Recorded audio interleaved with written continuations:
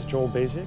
I run the day-to-day operations of Steveston Harbour Authority, which is the largest small craft commercial fishing harbour in Canada.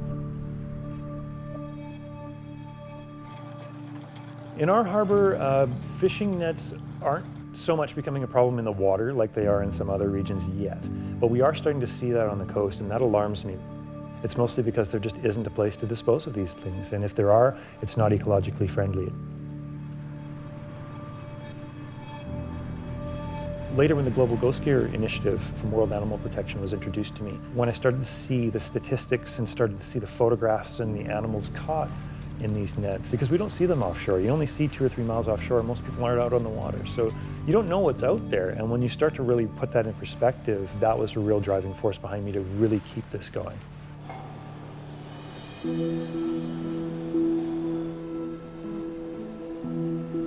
We gather the net into our seine lane, and then we have local fishers strip the net into the nylon and the polyethylene and separate it all out. And then they bag them in these large grain sacks. And those grain sacks are then loaded up by our staff into a truck. And that truck takes the bagged nets to a port facility.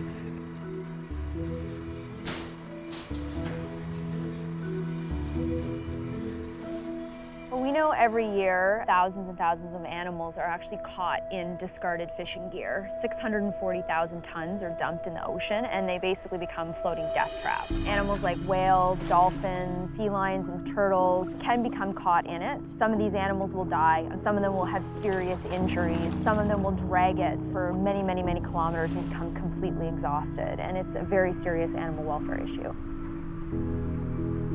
We have a solution that's really threefold. Joel's solution is to keep gear out of the oceans from never getting there in the first place, which is critically important. However, some gear is going to end up in our oceans, and we need to make sure that we can get it out and work with local partners to remove the gear.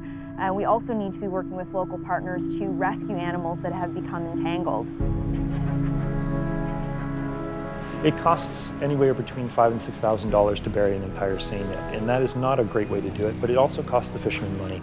And if the nets are at the end of their lives, then they're still paying storage fees every year to keep them here because they don't want to have to pay to have them disposed. So fishermen are benefiting economically in that sense because I can get rid of them at no cost to them, and it's also to a really good cause, and I think that that counts for a lot as well. We want companies to work with us and join the Global Ghost Gear Initiative. We know that together we have the power and influence to ensure that ghost gear stays out of our oceans for good.